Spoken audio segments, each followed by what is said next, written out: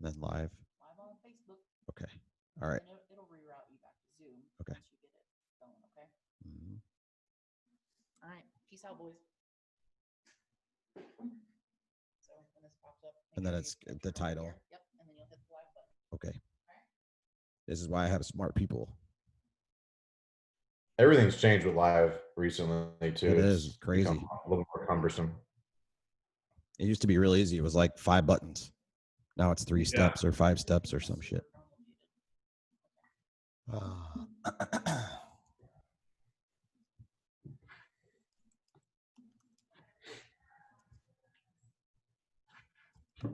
No. What do we call this?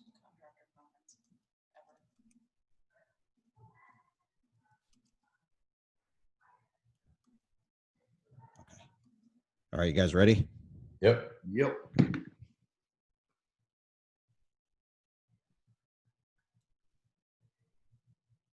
It did not ask me where I wanted to drop it, so I guess it's going live on my page.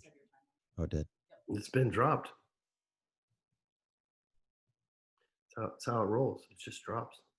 Just drops. Here? All right. Well, guess what? We're live. So we're going to chat today. We're live on Facebook hanging out. So we're going to talk about the event that we got coming up, I guess. Fuck, it's like 20 something days away from now. 30 days. It feels like September's coming to the end in a couple of days, and then we're going to be a couple more weeks and we're going to be at the event. So we're going to be hanging out in Dallas, October 21st and 22nd. My good friend, my coach, my mentor, Ryan Stewman, another good friend of mine, Mike Claudio. We're going to be hanging out with Burton Hughes. And we're getting a bunch of contractors together and kind of the game plan just to kind of go over it. And then we're going to kind of talk about different components is we've got a small group of people that we can bring in to the event live. And we know that the seats are limited. We're trying to operate inside the guidelines that we've been handed.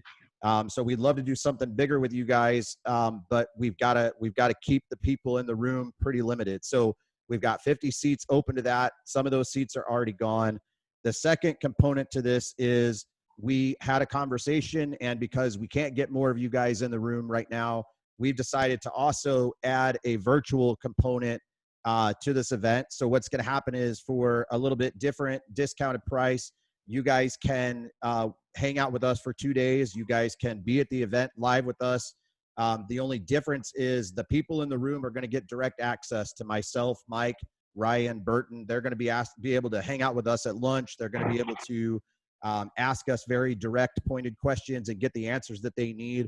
And the whole purpose of what we're doing and why we're doing this is because we talked about it. There hasn't been any events, like big events for contractors this year. And we felt compelled that we needed to do something for these guys. A lot of guys asking about marketing, a lot of guys asking about adding sales. The climate itself is changing, as all of us have witnessed and now know. So we got our heads together and we thought we'd do something about it. So when I guess the other big component to this is when I talked to Ryan about it, he was like, we need to bring in guys that specialize in different things. So Ryan, what would you say is like the number one thing that, you know, I don't know, you're best at, your number one quality? What do you feel like you can provide the most value? How can you help these guys? I mean, you've helped me a ton. I think Mike can say you've helped him a ton. Like, we all watch you and we learn from you and we grow from you. So being in a room with 50 contractors or a couple thousand people live watch us virtually, what can you do for these guys? Well, you know, it's been a cool thing over the last 3 or 4 years for me to have worked with some of the top. I've worked with damn near all the top people in the industry. Yep.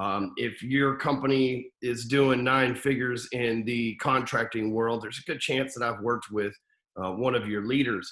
And the best thing that I do for these guys is, and this is for the leaders, because the folks that show up to this event shouldn't be the guy that's showing up day one, wants to learn how to knock a door. That's not who we're looking for. We're looking for the CEO. We're looking for the actual general contractor. We're looking for the actual roofing CEO, VP, general sales manager, someone of that nature that's got some authority over not just themselves knocking doors, but over a team of people.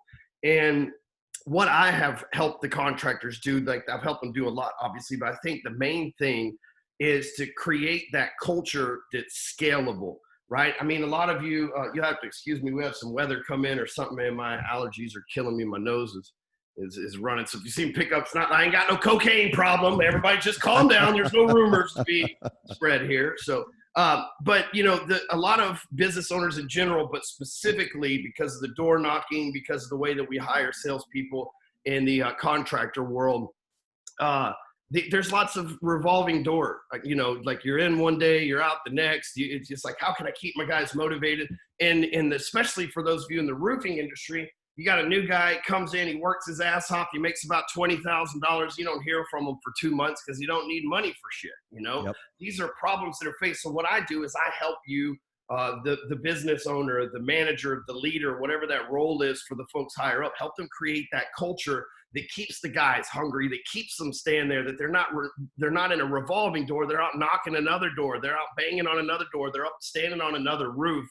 And that's huge in this industry because, man, if you're having to spend all your time training and retraining, then you're never spending your time up there at the top, dude, where you can keep growing. Yeah, and I'll tell you from being in the room with Ryan several different times, how he's speaking right now is like one half of the passion he'll bring when we're actually live. Like when you get him going and he's on a roll, it's insane. And that's, I know, Mike, you can attest to that, right? I mean, you've been in a few rooms with them. Yeah, no, I mean, for sure. And like, I've been on the contractor side only, and he brings such a broader perspective to things that helps everybody just level up and get that mindset around culture and just building that environment that, like he said, sustains employees for the long haul, because it gets so expensive to bring new people in all the time. Yep, I agree. And one of the things that I wanted to do was we named this thing the best contractor event ever, right? And one of the things that I wanted to bring together in this was that, like Ryan's saying, we have a solid group of people in that room. This is going to be probably a couple steps more advanced than somebody who's the beginner. It's not going to work for somebody who's a beginner, who's still kind of in that one-man show type of mentality, maybe has a couple guys just kind of getting his feet off the ground. This is for the guys that have solidified operations, that have a team and want to make it stronger. They have operations, they want to make it stronger. They're not really great at marketing. I mean, you also own phone sites. So what can we do for these guys from a marketing standpoint? You know, here's what I know. Every homeowner in America has a Facebook page. Yep. You know, at least 80% of the homeowners in America have an Instagram page. And the builder sales reps, the people that you need to do business with, that you're buying your shingles from, what are those called? The vendors that you're buying your shingles from, or that you're buying your nails from. Like, dude, everybody you want to connect with is on social media. And I know a lot of people say this. They go, well, my people aren't. Well, you're full of shit, and you're using that as an excuse, because they are.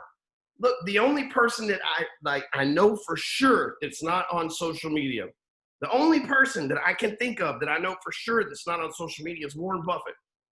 And he's already rich, and he's 90 or 91 years old, so he ain't got to be on social media. But Bill Gates is on there, Jeff Bezos is on there, and if the dudes that are worth billions are on there that are leaders of trillion-dollar companies, surely Susie Q Homeowner and John Q Homeowner are getting on there. Right now, especially from a marketing standpoint, we gone through this weird shit, this COVID stuff this year, right? So people are scared to open the door. They got to have a little plastic shield, the mask on to talk to you and everything else these days, right? Yep. Man, there has never been a more important time in your life to learn to use the internet, right? Whether it's phone sites or social media, and there's a bunch of stuff that we're going to be able to teach you over 2 days about that. But I've been saying it for 6 years now. Like, the days of knocking doors are going away. Some of y'all knuckleheads are really hard-headed, and you kept doing it. But this year, like the door-knocking gods came out of nowhere and went, I said not to knock the door, right? Like, this is the year to where right now, if you're still out there knocking doors, that's fine. Good hustling spirit and everything else. But that's working effectively. It's not working efficiently. Why would I go in my neighborhood? Because first of all, I'm not going to sell roofs to a poor neighborhood. If I'm going to go knock doors, it's going to be in a nice neighborhood. That's right. I'm going to catch me some $30,000 to $50,000 roofs. I got to work the same amount of time for a $10,000 roof as I do a $50,000 roof. I might as well get to 50, right? So I got to go in this nice neighborhood. There's space in between the houses.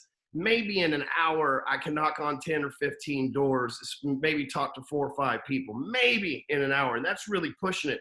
Whereas I can go on social media right now, and if we just had a storm or if there's a specific neighborhood, and I can type a post saying, who do you know? And there'll be hundreds of people. Even if I didn't have a big following, if I was just a normal person, there will be hundreds of people that read that post. And all I need is 1 or 2 leads, because that's all I was going to get from knocking 10 doors anyway. Yep.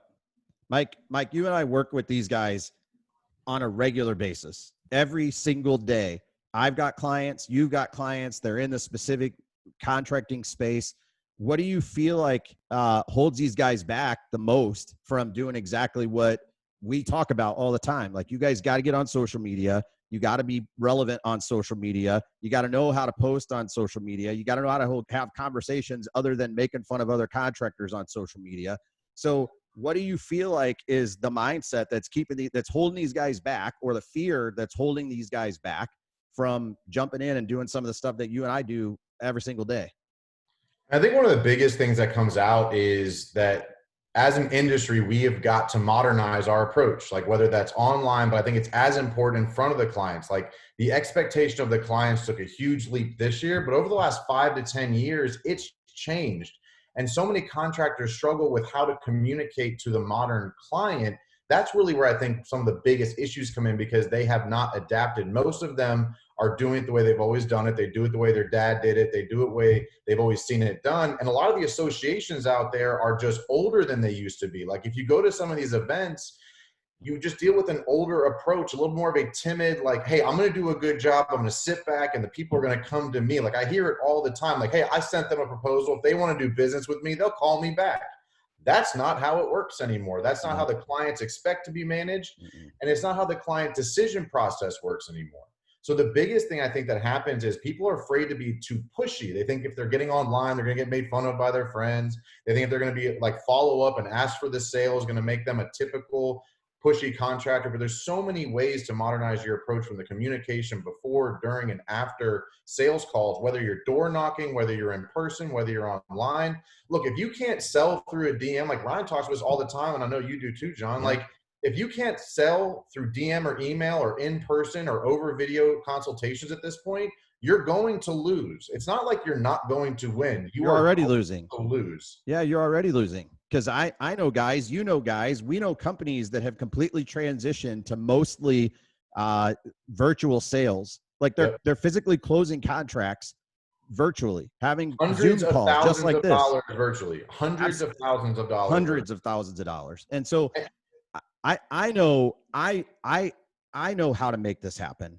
I know you guys know how to make this happen. And I'm going to speak for myself when I say this, dude. I'm a contractor by nature, 16 years in the business. I'm not the smartest guy in the room. I'm not the smartest guy when I walk into most rooms. But what I did was I sat down, I talked to people like Ryan, I talked to other guys, I learned the process. It takes a little bit of time, but it's not, most of the time, these guys don't pull the trigger because they think it's so hard. They think there's so many steps that they're going to get lost in the process. And in reality, that's not the case at all. Like, if there's a clear-cut process, like, we can show them, there's no reason why they wouldn't do it. I mean, I feel like in a couple of days, we can break down most of the barriers that are causing them problems and preventing them from simply taking action. And I think that's really what it is when it boils down to it. And you've said that stuff I've heard you say that before, Ryan. You've said that shit to me where you're like, bro, the worst thing you can do is not do something. You have to do something, so you can't wait for the time to be perfect. You can't wait for another COVID to I mean, COVID's a blessing if we're all talking about it, minus the people that have died, which is really sad, and the people that have been sick, which is really sad. The other part of it is it's a giant awakening. It's like slapping people in the face and saying, you better wake up to what's going on right now and stop being comfortable, because the game just got harder, not easier.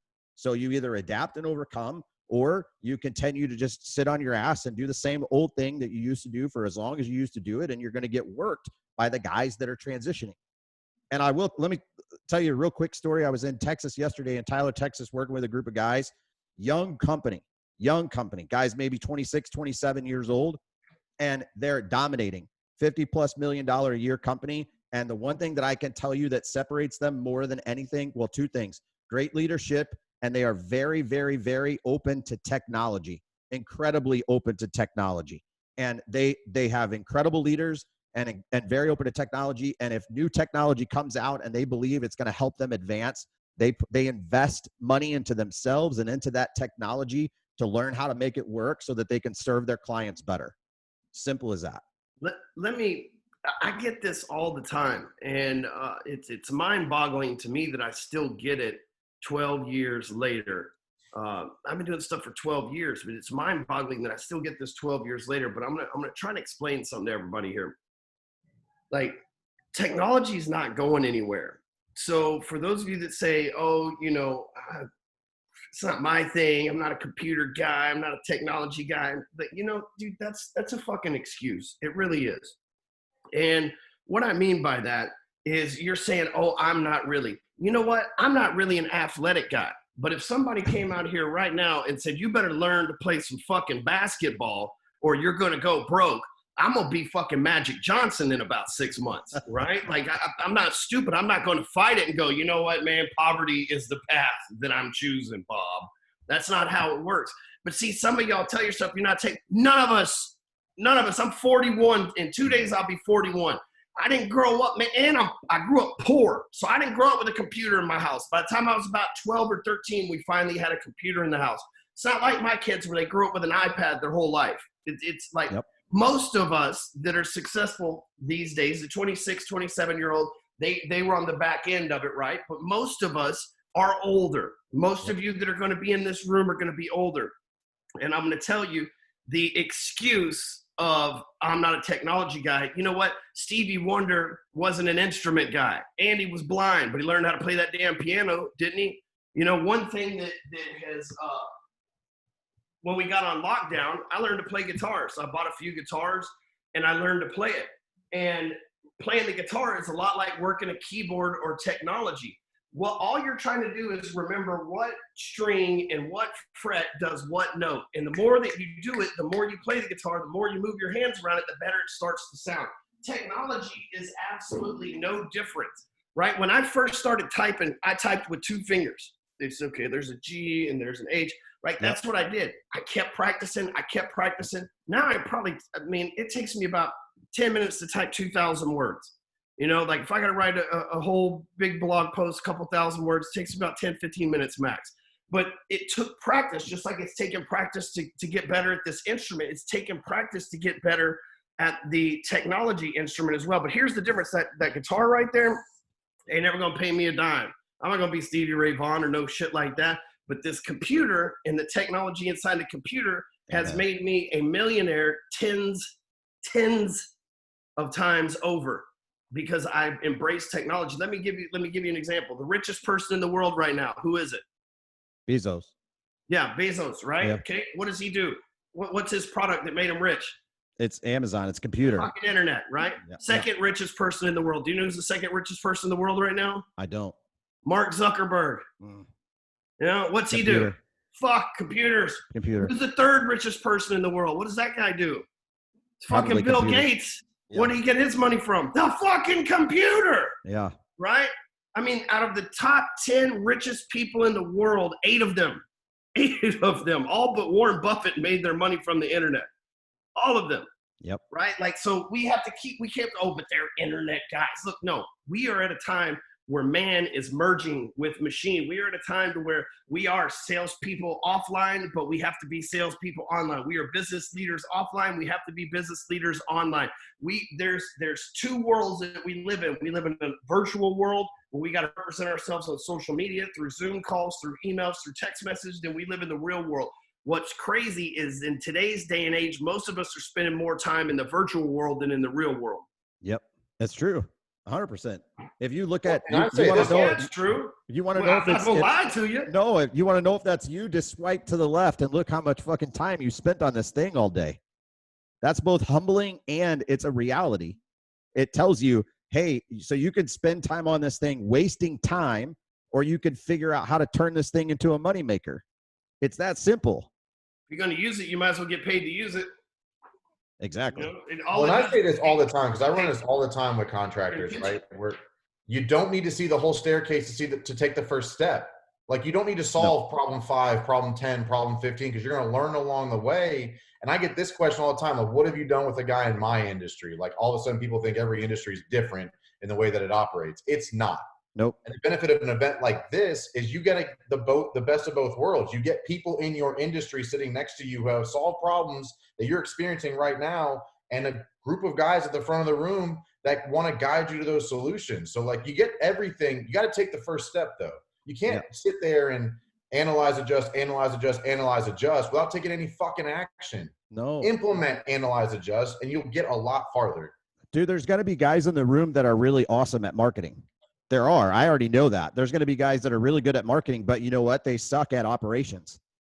So somebody else in the room is going to be really good at operations, but they're going to suck at marketing. Isn't that weird? Every event that I've ever gone to, there's someone who's really, really good at something, but they're terrible at something, so they're seeking help. So you're not going to get everything you need from just Ryan, just Mike, just Burton, just John. Some of the people in this room, you guys are going to talk to when we're not in the room, or when we're broke, you know, when we break for dinner or whatever, you guys will break bread together. You guys are going to find what you need from those people. Me, Ryan, Mike, Burton, anybody else that we bring into this mix, we are facilitators. It's our job and responsibility to get you plugged into the information that you need. It's your responsibility to take hold of it and do something with it. But I promise you, after these 2 days, there's not going to be any questions anymore of what you should do.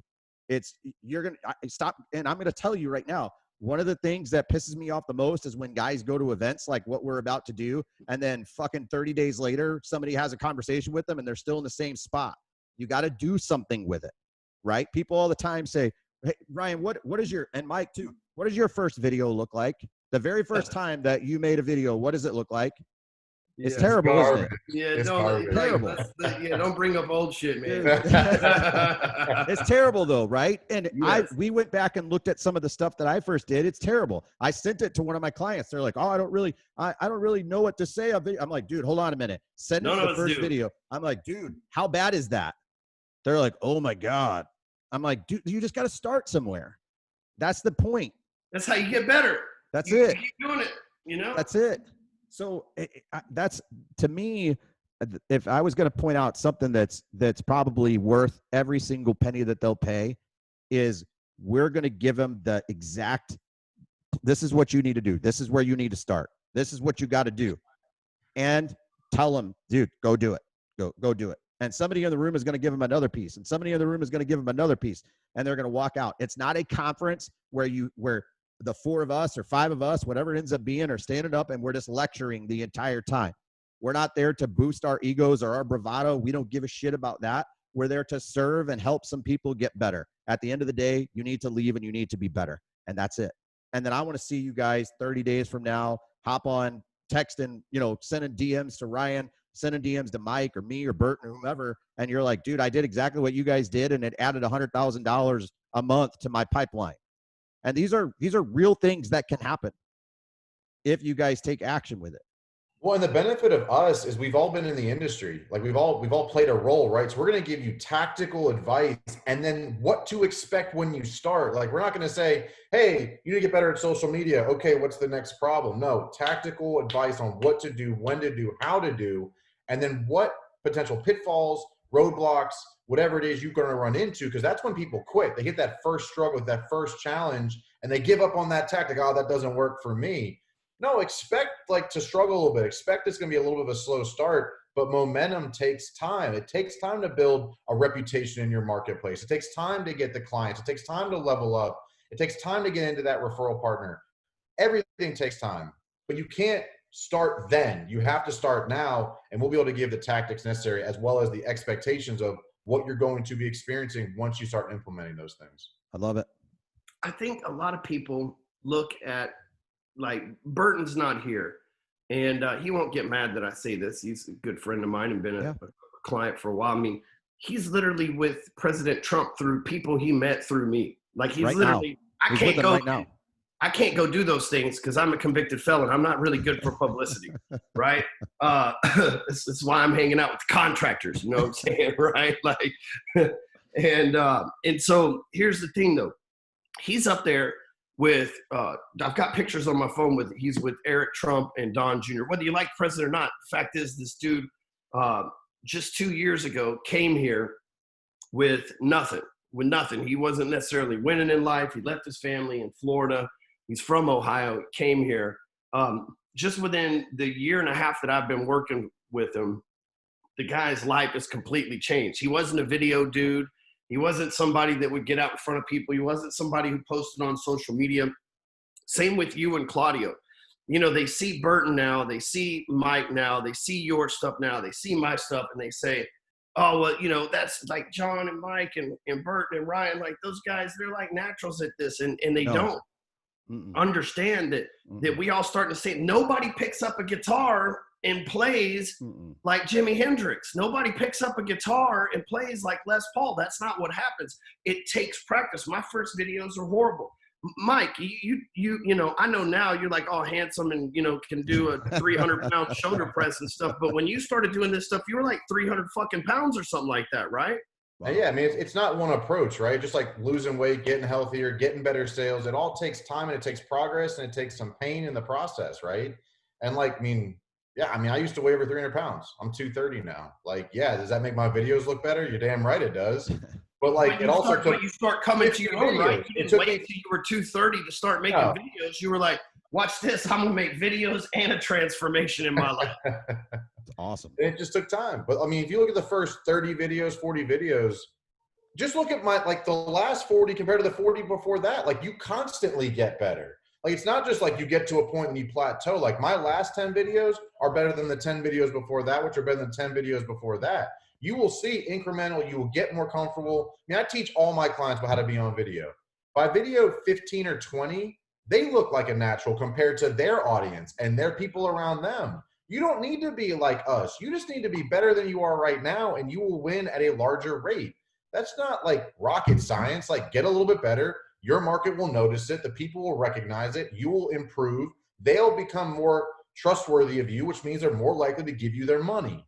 This is not like some crazy formula. It's just do it, get better clients, make more money. And we're consistent. And you can't compare yourself out there to a Jon or a Mike or myself.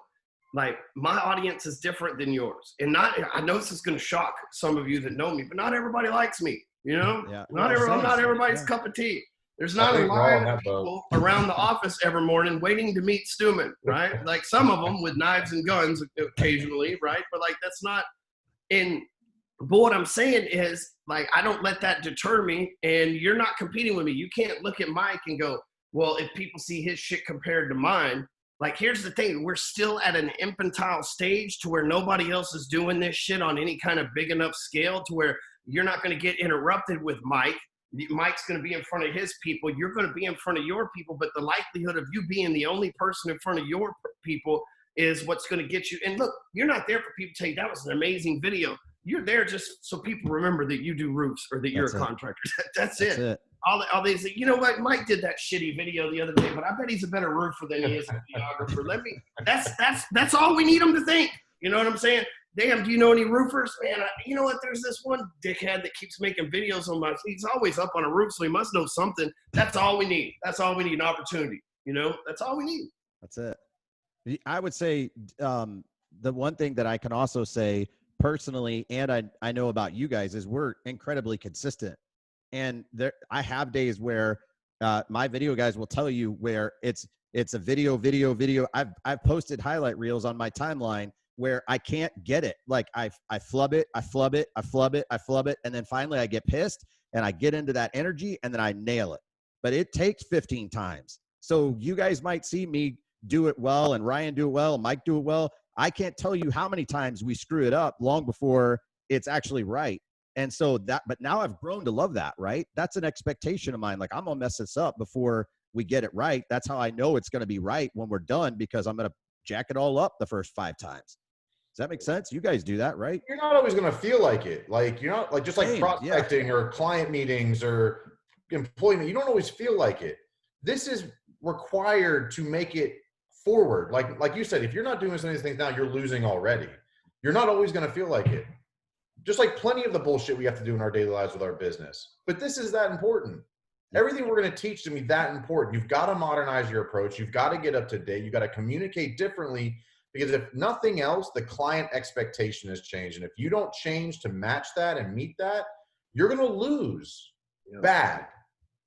And you're seeing it right now because people have gotten so comfortable with the phone's just been ringing off the hook for the last 2 or 3 years, right? Yep. People grew by almost sucking. They didn't call enough people back, but they still grew because the people that did call needed them so badly they moved forward. You're starting to see some people plateau or even digress in revenue. If you're watching, you're dealing with that, there's a reason. It's not the market. It's not decision makers. It's not the money. It's you. You have not adapted to the way your clients want to do business. And if you do not figure that out, I promise you, this is the start of the fall, and it's going to hurt on the whole way down, because you're not going to know why, and your ego is going to get in the way, and it's going to stop you from making the changes necessary to get your business to the step that it needs to be in for you to make not just yourself, but your employees and your market better for it. Love it. Ryan, why do people need to come? Let's wrap this up. Why do people need to come to this event? Well, there's really 2 reasons to come. It's not just necessarily so you can hear us teach. Yeah, you're going to get some information. You're probably going to forget 80% of it. That's just how it works. Mm-hmm. But you probably got one burning question that you need answered, and you're going to get that question answered. And that one question is going to make you thousands upon thousands, if not millions of dollars. You're going to be able to get that question answered. The other thing is, if I have a talent with events, it's putting the right people in the room. And when you get in the room with the right people and the right conversation is going to be up to you, but I'm going to put you in the room with right people. Notice when we were talking about this, I said, hey, I'm throwing disqualifications out there. Hey, if you're brand new, if you're just a door knocker, this ain't for you. But look, I got a client and friend that does hundreds of millions per year. He's going to be in that room. Okay, this is a guy that's doing commercial buildings that 50, 80, $100 million buildings at a time he's putting the roof on, I've got construction friends that are doing commercial stuff, because this is how it works. Right now, many of you are in the residential world. You die, you wish you could get your hands on a big ass $100 million commercial property. Man, I got 2 clients that are going to be in that room that know how to do that shit, that went from residential to big ass commercial to private jets to fucking yachts and all the shit that you've been fucking dreaming of as a contractor. I got clients that got that stuff. They're going to be in that room, and they're not your typical mean hard ass contractor. They're guys that they're built past that their legacy is so strong now they don't mind sharing the information with you, because they know 2 things. Most of the time people won't do it. And second of all, they're very secure in their relationship. So just being in the room around these players. Burton, who's not here, he's still out every day doing deals. He's somebody who, you ask him a question, he's like, well, yesterday I was on this deal. That's fucking, he's the one of us that's still in the trenches every day and makes a shitload of money. I'm not going to throw Burton stuff out there because he's not here to do it on his own, but dude got it's a lot. Everything you can want in life, man. Just put it this way. He's a door-to-door salesman that has a Lamborghini and a Rolls Royce, right? And they ain't no normal-ass Lamborghini or Rolls Royce. Burton's rich and came here with no contacts, no nothing, and all this has happened within 2 years. So he's going to be in that room too. John's going to be in there. John's 16 years, can answer your questions.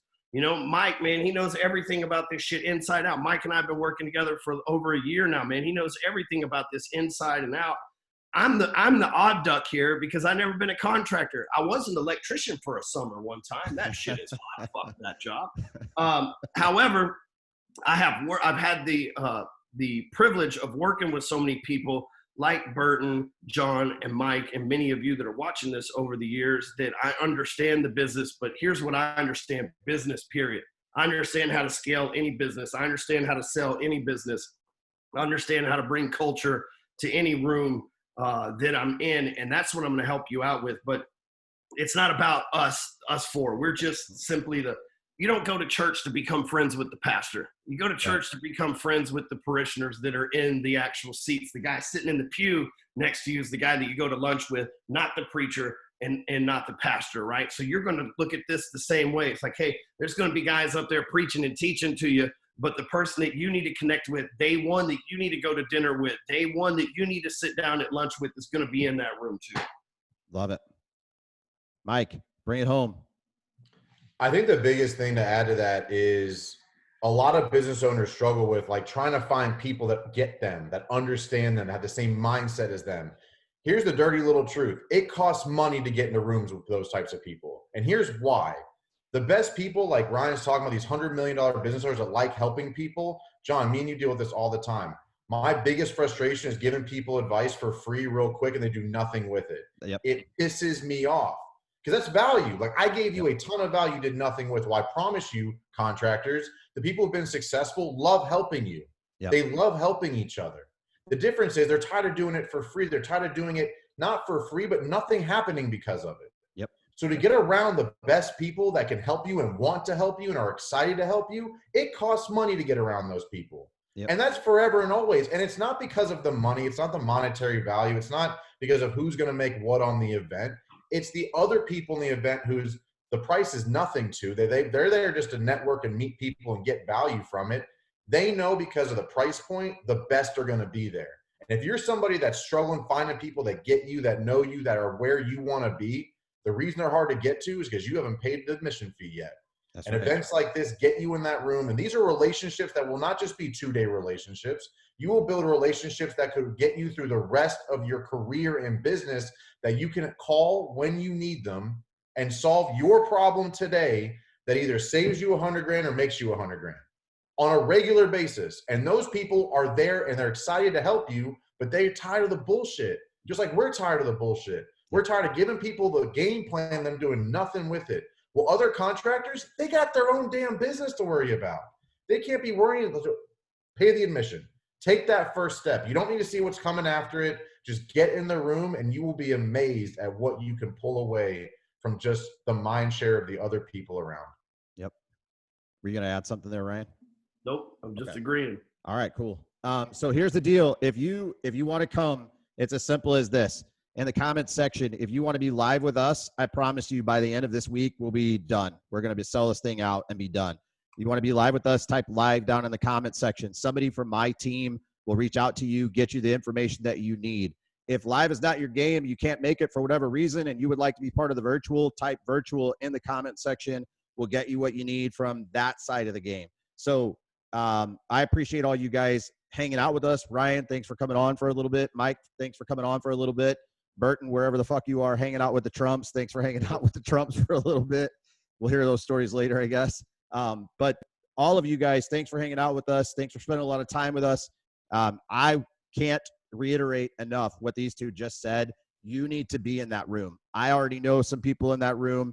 Ryan's already talked to you about some people in that room. This room is going to be ridiculous. And if you miss it, you're going to be pissed. So don't miss being in that room if you can grab one of those seats. Otherwise, we'll see some of you other guys virtually. But thanks for hanging out, guys. We'll see you later. Later. Bye-bye.